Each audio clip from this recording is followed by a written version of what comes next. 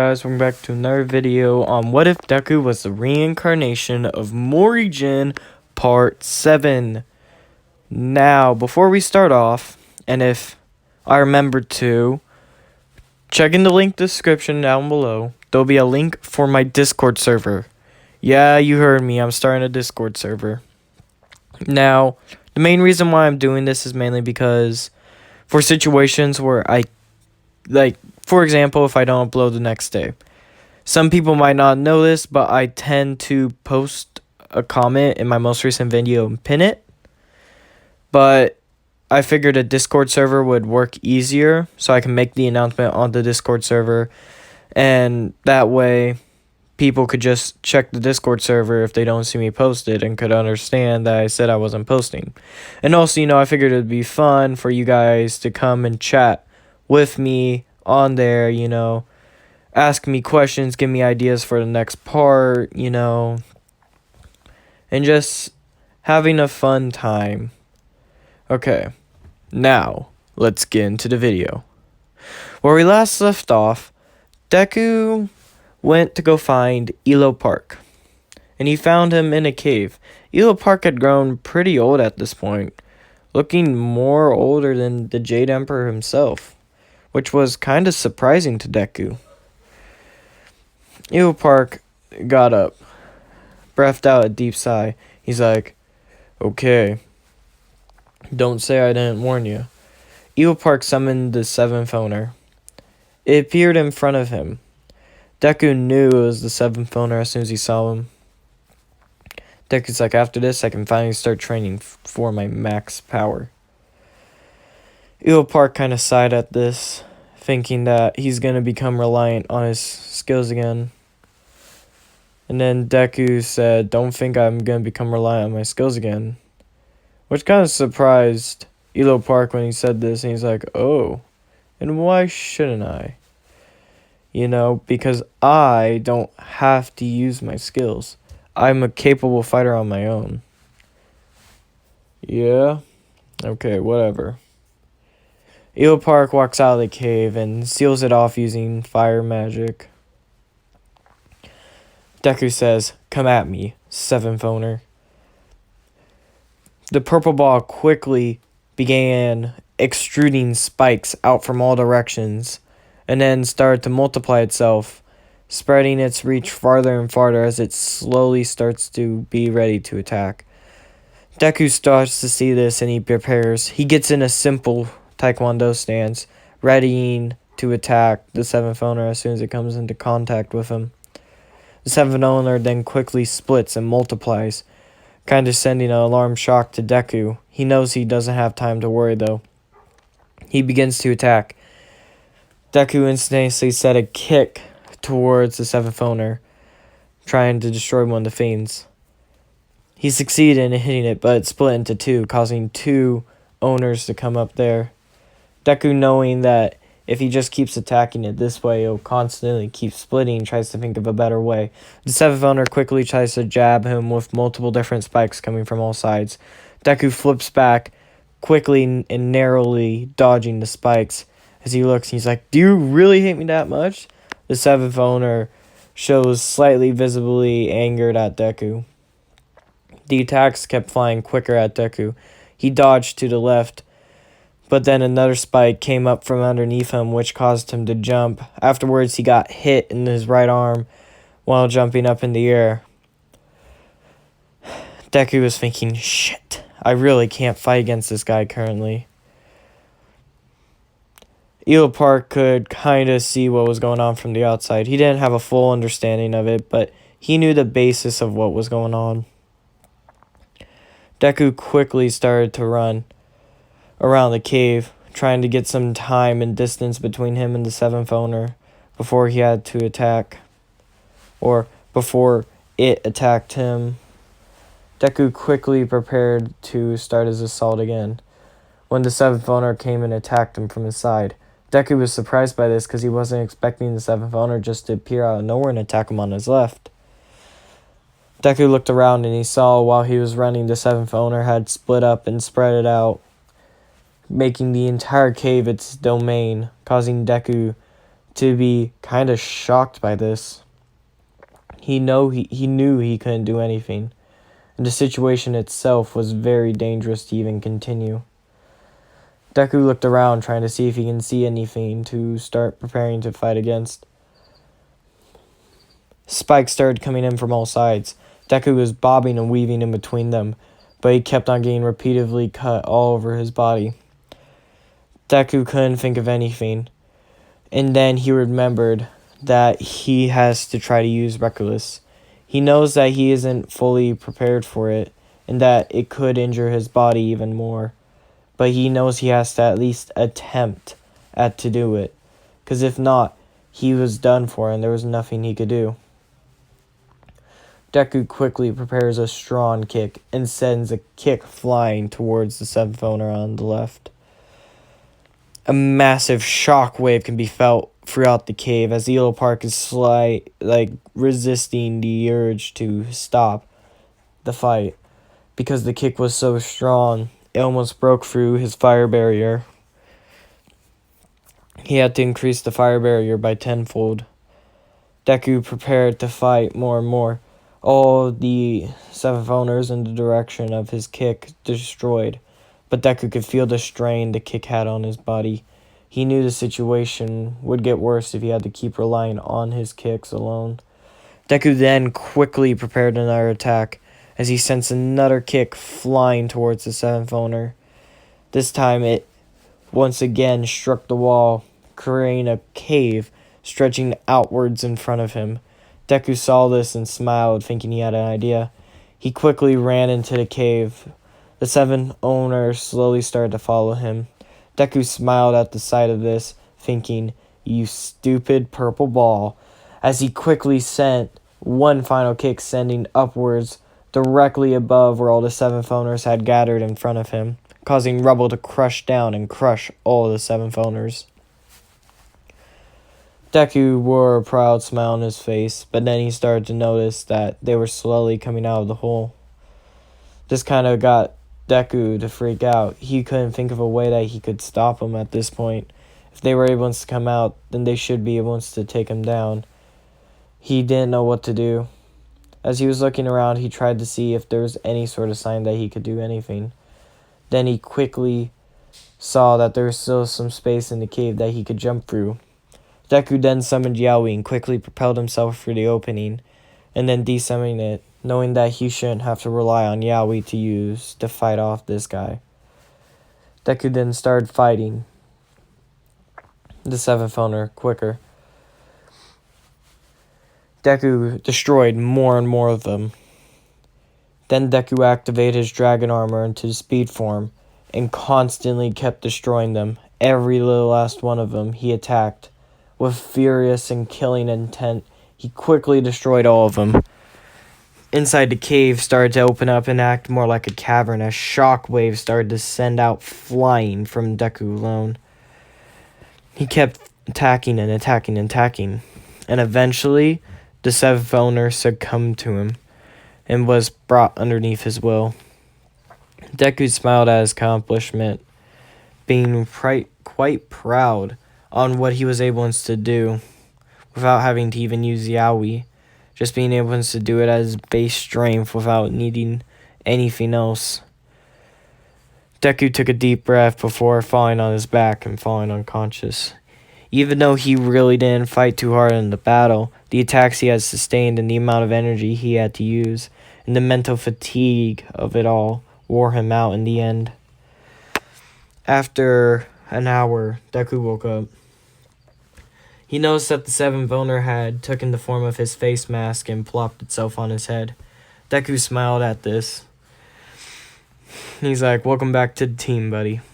Deku had regained all of his stuff and had all of his memories. He remembered everything that had happened, including everything that happened in his previous life before even becoming Mori Jin. He knew if the situation could be so much worse. He prepared himself to fight against Elo Park. He knows he really does not have the ability for it. Just then, outside the cave, not Elo Park, Mujin Park, my bad, guys. Outside of the cave, Eel Park fell, and where he once stood remained dust, except for a small red orb inside the center.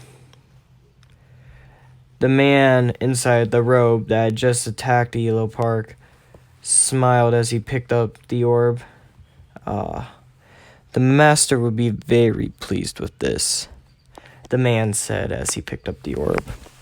He kept one of his fingers off it, though, knowing that if he were to go ahead and put all of his fingers on it, it would disintegrate. Sorry, guys, I'm a little bit out of breath. I just got out of the shower.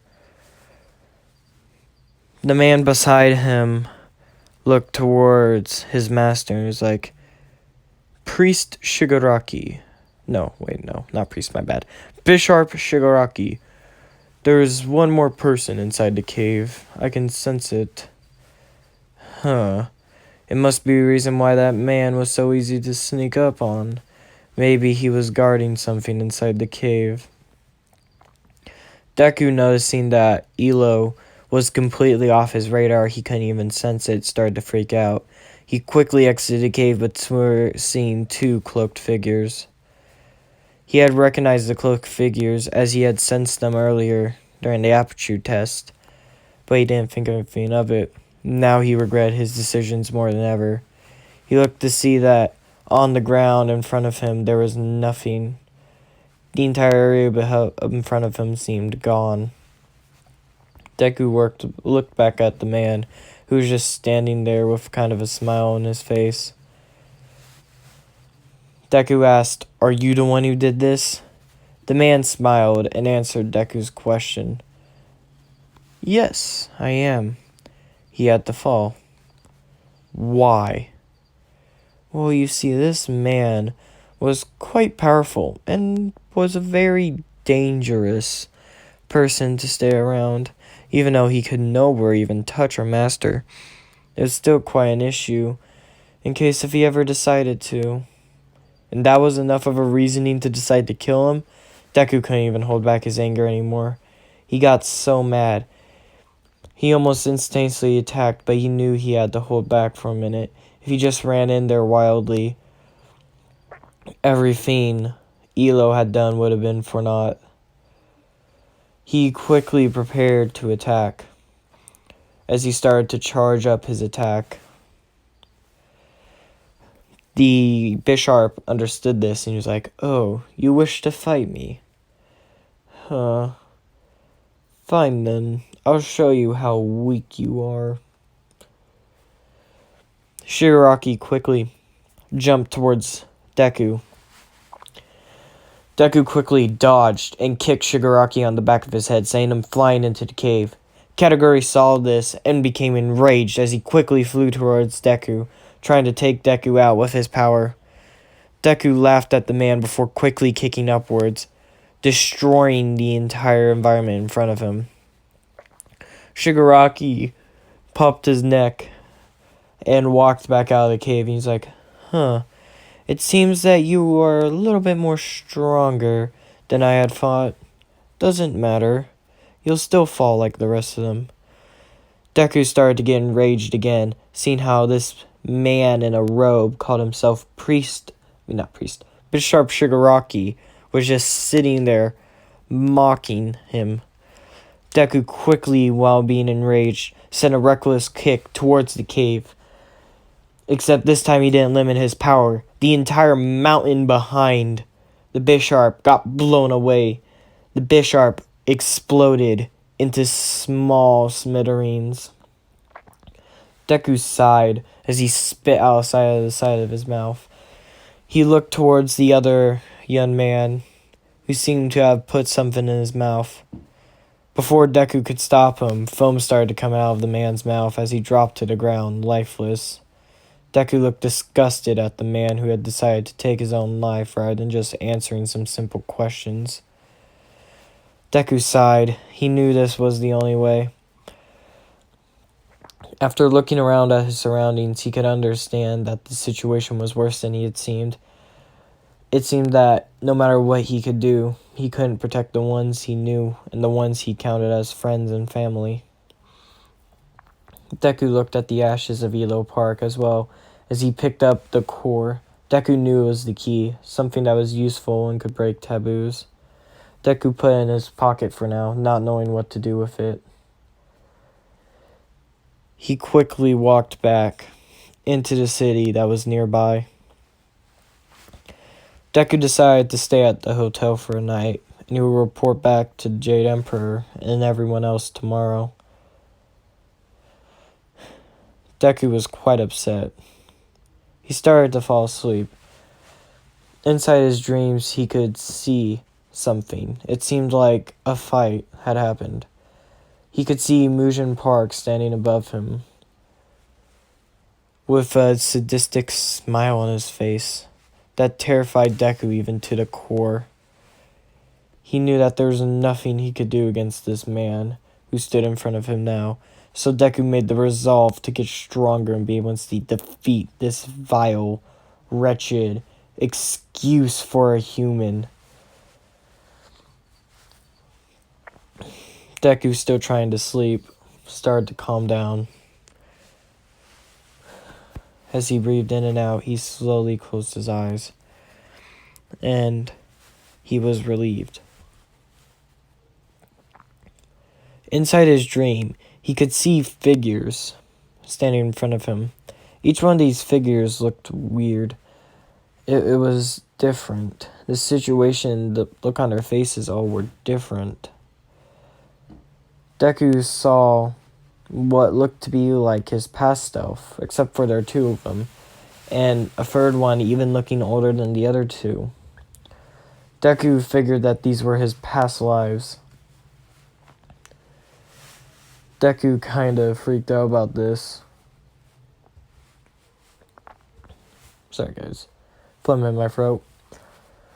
And he was thinking, did I die? All two of them laughed, being Mori Jin and Mori Dan. They both laughed, saying, no, not Mori Dan, Mori Hin. Both laughed, saying, no, you're not dead, bro. You're not dead. Deku sighed at this. He's like, so, what are you guys?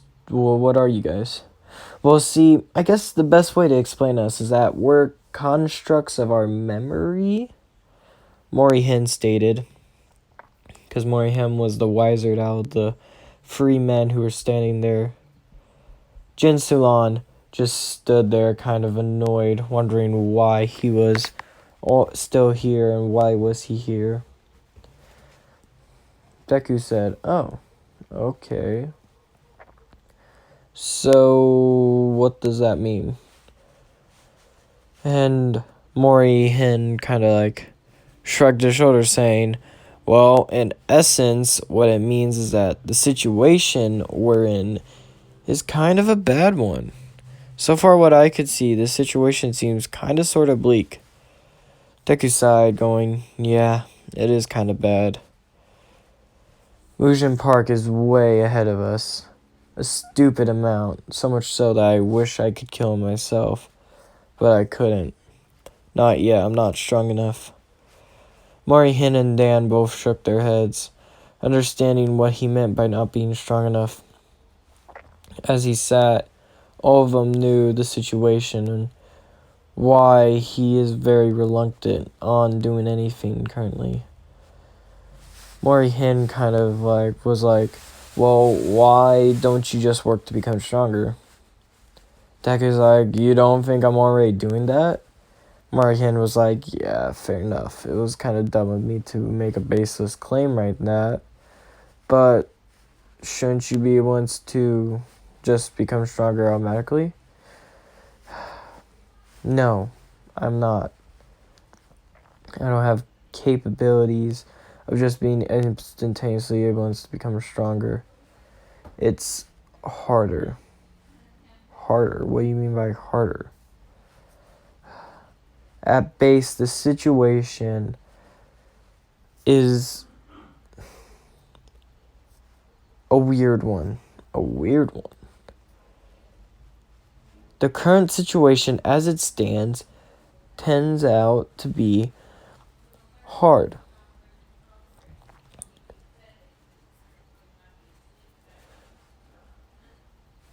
So, what does that mean? Deku kind of sighed at this, and he's like, okay, what does it mean? Let me tell you what it means. It means that currently I have no clue what to do. There is nothing I can do. Huh. That's an issue. Why? Simple enough. That means I literally can't do anything. The situation as it be, I'm useless. I'm literally the weakness, if not the weakest, of them all. Well then, why don't you just become stronger? Deku sighed again, looking towards his his past counterpart, saying, yes, why don't I just become stronger? Fair enough. You know, I have never ever thought of training to become stronger. Mori Jin can obviously sense Deku's massive sarcasm. He's like, that's not what I meant. Why don't you just mentally practice, work harder? Deku already knew what he was getting at. So he took a deep sigh and was like, okay, what would you like me to do?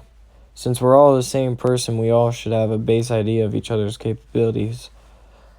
Yeah, I guess that's true. How about this? Mori Jin says. How about what? Why don't you train with us? Deku is kind of confused by this and asked, what do you mean by train with us? Well, we all are masters of our equipment and gear and all know basically the same techniques. Okay. So what we can do is we can teach you. And then teaching you will allow you to become stronger, enabling you to be able to beat up everyone else. Okay. Deku kind of sighed. It's like, is this the best way? Better than any way I know. Mori Jin also responded by saying the same. Deku said, fine, okay then. We'll start our training tomorrow, Mori Jin said. Deku sighed as he slowly started to drift off to sleep. And that's where we're going to leave it off, guys. If you liked it, hit the like button. And if you enjoyed it, hit the subscribe button. And until next time, goodbye.